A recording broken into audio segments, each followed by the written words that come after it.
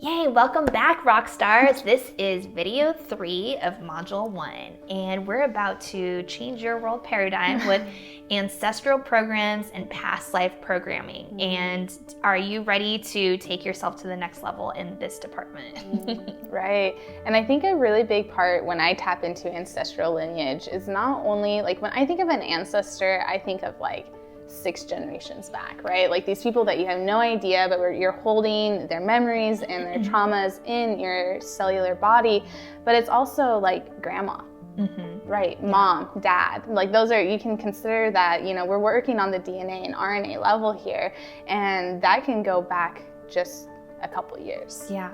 And so let's say you have a new project and your thought trend is, your conscious thought trend is, I want to move in this direction. I want to move in this direction.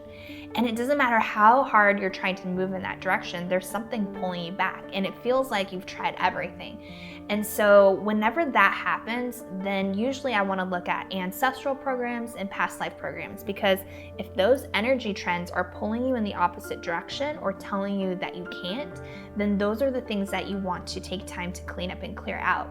If your purpose and mission is so strong and powerful that you are constantly re-energizing yourself with this brand new life force energy, oftentimes you can override a lot of these ancestral and past life energies. But if you haven't tapped into that purpose yet, if you haven't tapped into fleshing all this like new energy into your field yet, a lot of times, a lot of us will still feel some type of pull from ancestral past life energy. Right, and I think as we like work into this energy, it's like, what would life look like without that resistance, right? Like, what if you were able to free flow? Like, if you're just in that state of allowance instead of trying to like work and like all the odds weren't in your favor, right? How much more could you create? How much more could you just like be yourself, show up, and change the world? Yeah, absolutely. When I work on ancestral information and lineage, I always think about myself, right? I had this really powerful clearing in a session as a client at a workshop. And for me, I could never drink enough water. Like I would drink all the water and like pee all the time. It's like, okay, clearly my body is not accepting the water. I suffered from migraines and all this stuff that was, I knew I was dehydrated, but if your cells aren't accepting the water, what are you going to do? And so through the ancestral lineage, I found out that like 7 generations back, famine was like a huge part of my lineage, like severely dehydrated and like starvation, and that it was their way of death for like 3 to 4 generations. So it was like my body was like afraid to accept water.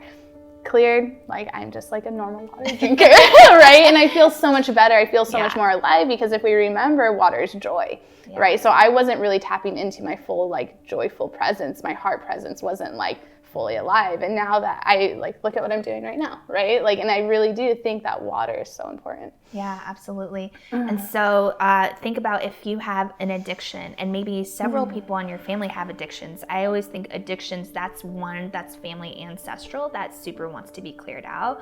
Oftentimes it has to do with an ancestor that had maybe some spiritual gifts or were really sensitive. And because they were so sensitive, they would drink alcohol to try to numb themselves out because they couldn't, it was just too much for them to feel everything. So that's a common thread that you may want to look at. But there's just so many, so we just want you to explore, is there something that you feel like you've tried everything on and it's still not working? Usually that is that type of program. And the thing is with DNA and RNA, your ancestors, your bodies get reprogrammed because it feels like, oh, this is the best way for me to work through this. So for instance, with famine, it's like your body's like, oh, I'm in famine, I have to conserve everything. Like anything that comes in, like I need to just take as little bit of it as possible. And so you want to recode the DNA and the RNA so that those genes are no longer being expressed. And you can actually do that with your own journaling, with your own consciousness, with your own connection to spirit. And I know it seems really out there, but we have both seen it happen. Right. And so I definitely know that it's possible. And 98% of things are epigenetic, which means it's the environment in which that DNA is operating in. There's only 2% where it's actually changing the actual like the actual codes of the DNA, which we can't do, but everything else is like super possible. Right. And I think we're coping with our ancestral stuff, right? Yeah. It's like, how can I get through the day and like kind of like move through this stuff? And it's like, what would life look like? And I think it's really important to realize is that when you work on yourself, you're going to be healing not only past generations, but future generations as well. And like, I don't want my daughter to feel this way, right? I can tap in and I can look at like the anger issues in my family, and it goes straight into like the male lineage. Like I can see it clearly. And so as I work on my own anger, as I work into that liver energy, I know that it's going to clear my grandpas, my dads, my brothers, but also my daughters, right? So you're in such a powerful space to really change so much. And also, I think a big part with working with our ancestors is not blaming them or bringing judgment to them. Like you have to realize that they were doing the best that they could. And so you send them love, right? Instead of being like, well, why did you do this? And now I have to do this. And now and just like that blame game is not going to heal anyone. Yeah. And money programs, that's usually a really big one for Ancestral. So let's say you have ancestors that they had to work super, super hard for money. And then you might find yourself like, oh, I constantly have to work really, really hard for money. And it only comes in, like some things you've worked through, some things you haven't. But all of those really difficult programs are usually ancestral. And so we're going to teach you some cool ways to kind of override that. But not really override that. It's like healing the roots of it, really, is what we're working on. It's just bringing in that awareness. It's like so simple. Not easy, but it's a simple concept, right? It's just like, okay, this doesn't feel like mine. Where does it come from? It's just that. Yeah, that's one. Another one that I often use is like, I'll create like a beautiful little altar, and you don't have to create an altar. You can create an altar in your mind as well. But you can imagine like all of the food, all of the water being sent to all of your ancestors. So sometimes before bed, I'll just imagine that every single one of my ancestors is fully hydrated. They have shelter, they have food, and all these things that you just like, we kind of take for granted and we think is an everyday thing. Maybe for our ancestors was really hard to come by, or maybe even just positive words like love and feeling good. And so you'll start to notice, so usually like I'll place my hands on my tummy, and when you're updating in consciousness, you'll feel your tummy gurgling a little bit, like you'll feel your organs moving and adjusting. And so I'll just imagine that all this incredibleness gets sent to all of my ancestors, whether that's like knowledge, wisdom, whatever it is. And so imagine as we all start to work through this, we get to work through a lot of the global karma, and that allows you more space to be your authentic self. So I guess I'll just share a little bit about like my personal, like my mom grew up my mom grew up kind of pretty abused, and she only had one piece of bread a day. So money has always been like this very highly charged trigger in my whole family. And like I've worked through so many of my money programs, like before, anyways, it was just like anytime I got a bill, it would feel like so much contraction in my system. And I've been able to peel away so many layers. And as I'm peeling the layers for me, I'm observing it in my cousins and in my mom and my grandma. Like they're not being as charged around it either. And so it's just beautiful to see how much you can shift just within your own system. Yeah, I think for me, a big ancestor influence was you have to work really, really hard to be successful. And that came from my dad. My dad is a longshoreman. He's like that manly man, right? And he worked. I never saw him because he always was working. And so when I stepped into this role as like the spiritual coach and like trying to bring in this awareness, I thought I had to work the same way to achieve greatness.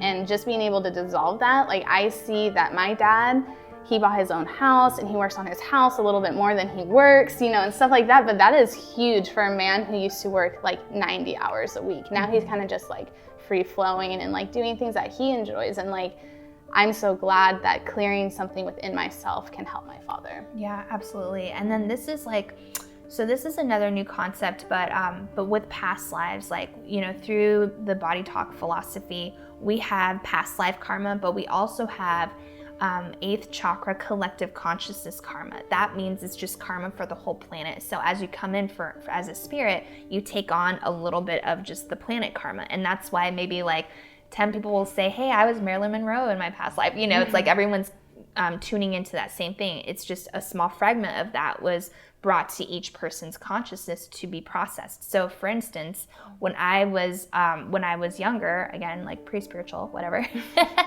I had like these suicidal thoughts. And I had one session where she cleared out this person that wasn't actually my past life, was just like this 13-year-old Japanese girl that committed suicide. When she cleared that out of my field, it was like I never had those thoughts before. Again, and so it's like, it's so interesting how many layers we can work on. And I just know that as you work through this material, Spirit will give you your own guidance on what to do and how to clean things out of your field. Right. I even had a client, it's almost like the flip side is that she thought she had to heal the collective, right? So she, like, we call it the Mahat, right? That little, just like, that little piece of the collective consciousness that we work through individually. And it's like she took like all of it. That's like how she perceived it. And so everything that she was doing was like for everyone else. And so like all of these thoughts and all these energies that weren't really hers. And so to clear, it's like, I have to be the one to clear everything. Once we cleared that belief out, like she was able to be like, oh, okay, like everything's okay right now, right? Like I don't have to heal the planet today. And so then she was able to go inward and like see like, oh, I can make these like micro changes to heal the world.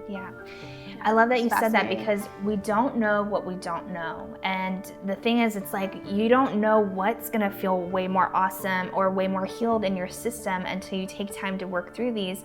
And when you're going, like, we can't even preconceive what we're going to be working on. I think that's the beauty of it. Right. And that's, that is the beauty of living a soul-lit life. Absolutely. So this is the end of this video. Make sure to take time to do all the worksheets below. And if you have any questions, again, please just reach out to us and, post on the Facebook group.